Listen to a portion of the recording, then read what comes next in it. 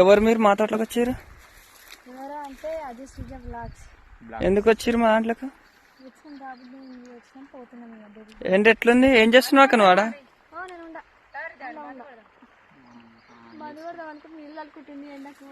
మరి ఏం చేస్తావు? ఎండ చచ్చిపోతున్నావు ఎండకు. ఒకసారి అంటే మంది పంపు ఒక రాదురా, అది ఆడుంది.